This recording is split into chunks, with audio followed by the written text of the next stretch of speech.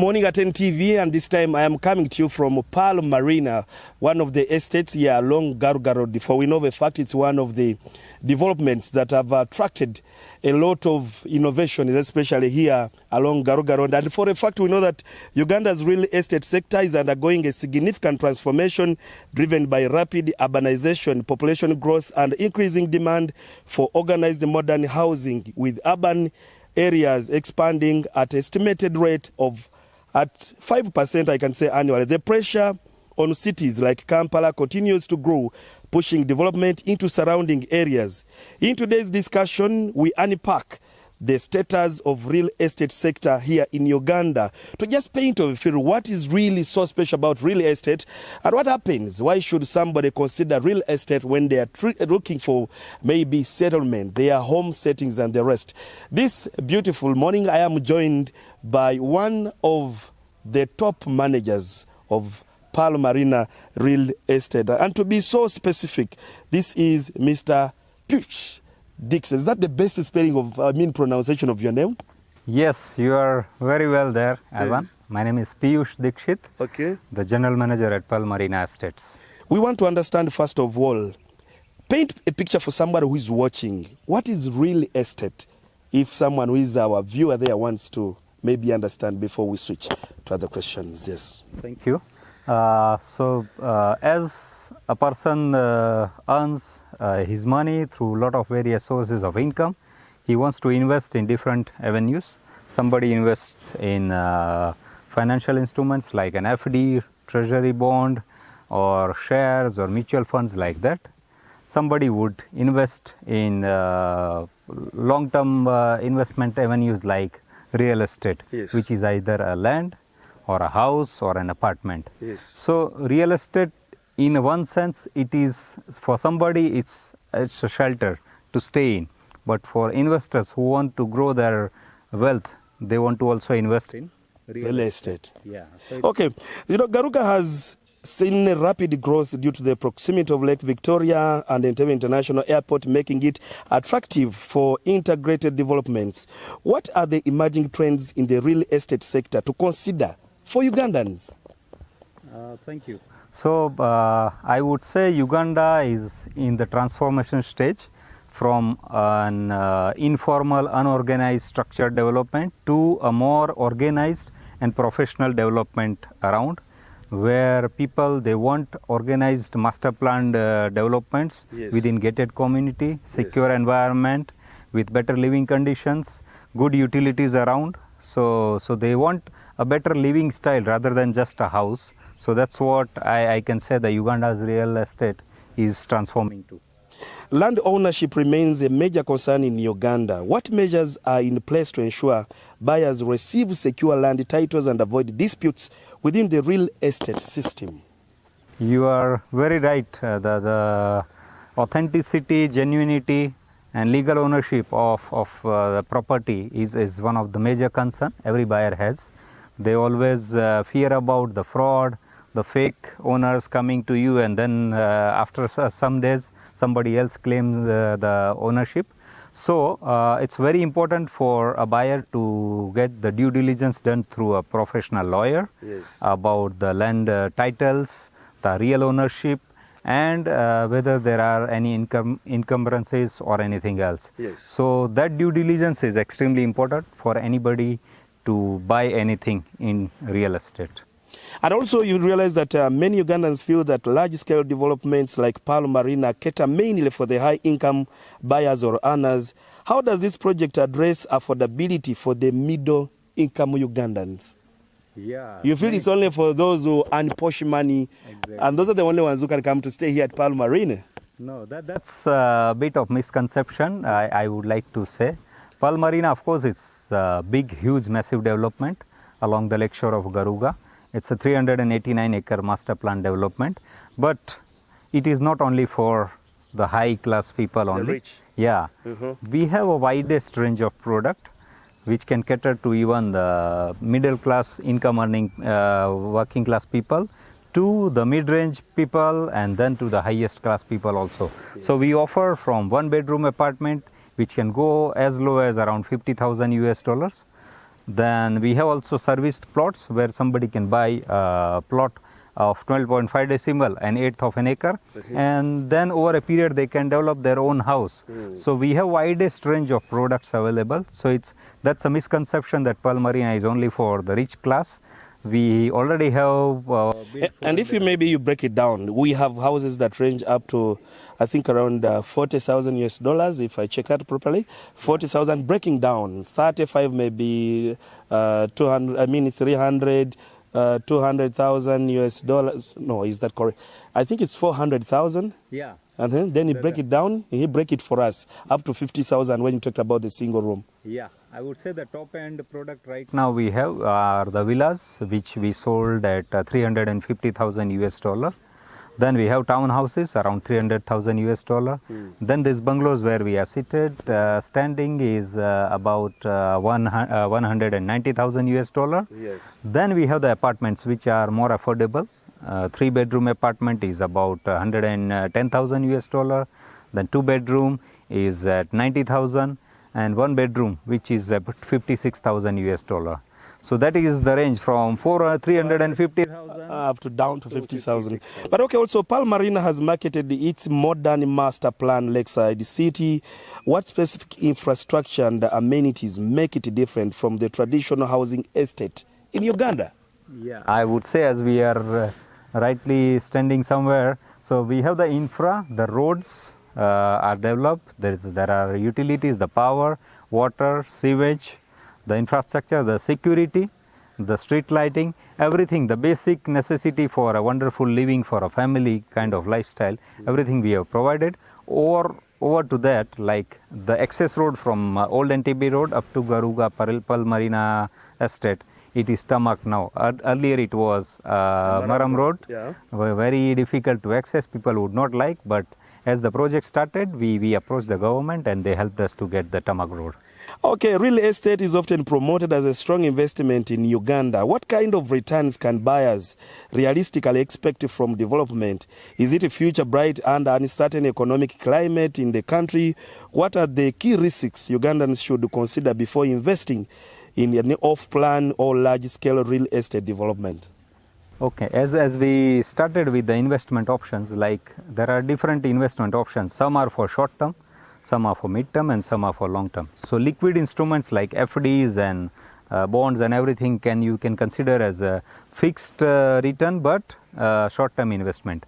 While real estate is a mid to long-term investment where you have to invest, you have to wait for the capital appreciation, and which is there in the growing economy of Uganda. Definitely people are going to get very good returns out of real estate. Okay, and then access to financing remains a barrier for many Ugandans. Are the mortgage or payment plans available that make it more easier for ordinary citizens to invest in such developments? Yes, definitely. I would say Ugandan market right now is, the mortgage market is quite low, and people are more preferring the invest or developer supported installment based plans. So that's what we are also offering, and that is very much need of the Ugandan market. We are providing 12 months to 24 months of installment payment plans. Plus we also have tie-ups with the renowned banks who assist us, our buyers, to get mortgages.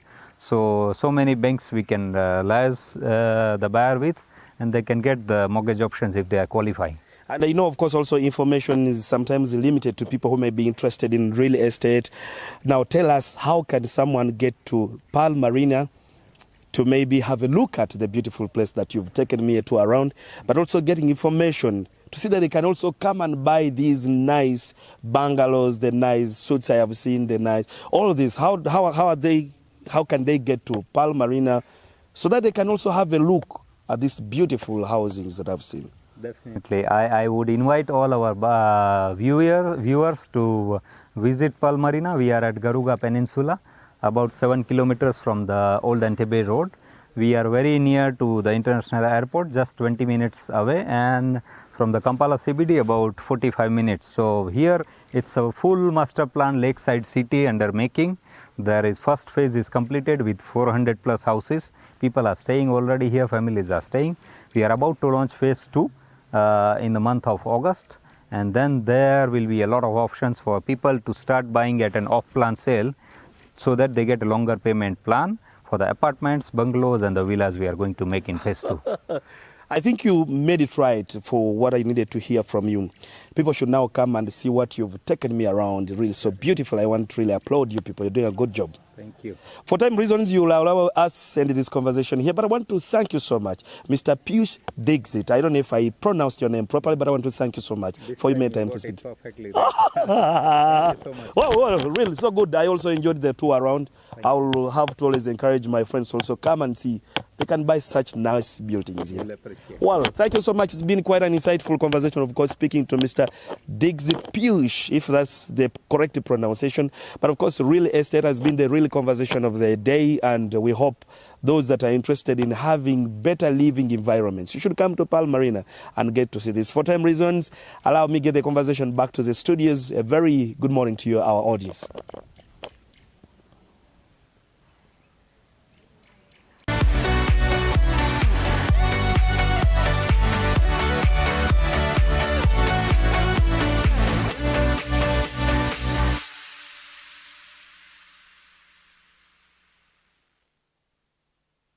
Yes, good morning. Thank you very much for watching Morning at NTV. It's such a beautiful Friday here in the land of milk and honey, Mara City. Of course, I am Kosli Nakahira here live. And of course, today we want to discuss something very interesting, the hip-hop industry here in Ankole sub-region. We just have 12 districts and 1 city. And for over time, the modern hip-hop has not been much embraced by music fans here. Actually, most of them never believed that it would be on stages.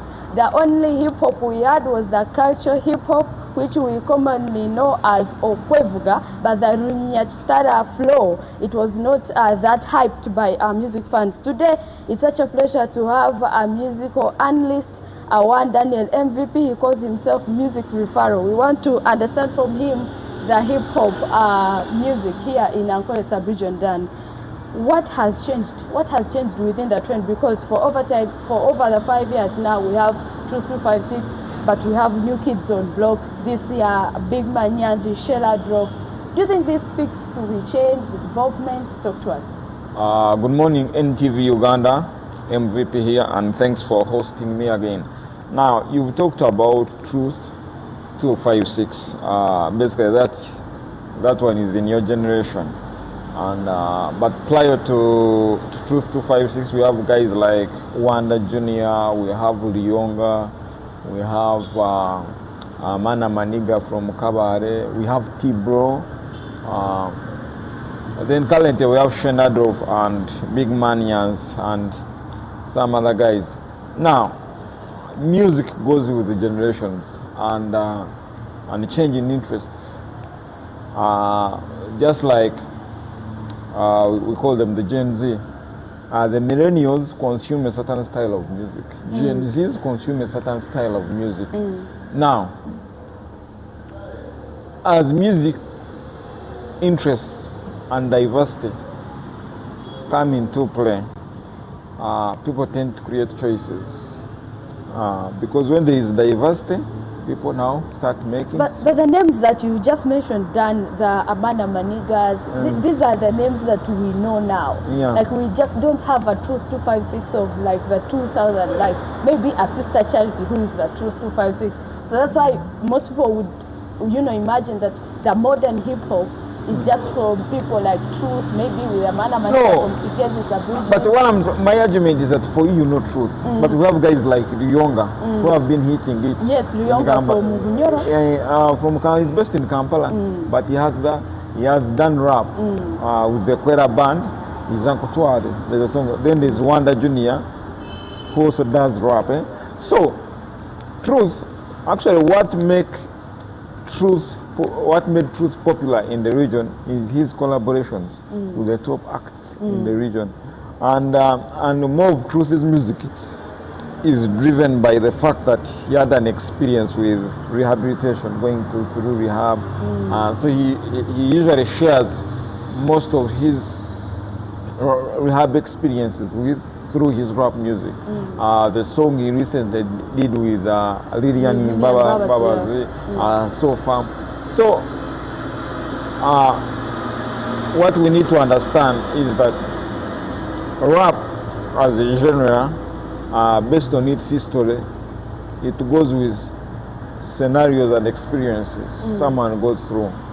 If you go to America and look at the Meek Mills and the Notorious B.I.G.'s and Tupac Shakur's, the experiences they go through trigger them to create music around them. The challenge in Western Uganda, we haven't had so much issues or experiences that have forced people to use them to create music. Now, Truth 256 is using an experience of being in rehab. But the Ryongas, the Wanda Juniors, the Amana Manigas and Cavalry, they're basically using the normal experiences which the other genres are using, maybe raps around love. What about these young guys that we have? Now, the big Nyanzis, of course, currently when you listen to Shane Adolf and Big Man Nyanzi, he's been doing more of the old rap. Of self-praise, of showing. I saw what happened recently. It was very interesting on social media. Big Man Nyanzi did some freestyle, and then Truth responded. Yeah, that's a traditional way of how rap has been. Do you think our fans here are ready for that? Because for them, they thought it was beef. Yeah, like I told you, it's an emerging product in the market. Rap is an emerging product in a market that is already contaminated by R&B, Afro-Zouk, Afrobeat. So when you're trying to enter the market, you have to be destructive.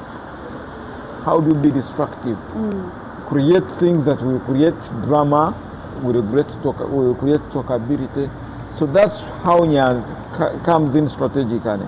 And the biggest mistake for Truth was also involve himself in that rap challenge. Because as an established brand, he wouldn't have gone for that rhythm or that style. But then for some people, they just don't see the artist now. Now they look at the music. Like if Truth responded, now it would give what most people call a masanyalazi. Yeah, that's what I'm telling you. Now, the person like Truth would have not involved himself in such a battle with an emerging kid. But in a situation that himself went for that rhythm or went for that track, this created a platform for Shenadrof. Also, Shenadrof usually did something. Even there's a rap, there's a song by Shenadrof where he sends the message Truth technically, telling him how you've been there in industry, you claim to be big now. People like Shenadrof are coming, showing that they can do much better than what you can do. That's what rap has been about. But you expect fans to create fights. Who are you to encroach on? And remember, Truth is leaning to a market leader, the Reggie camp. And already he has the Darling camp of that side.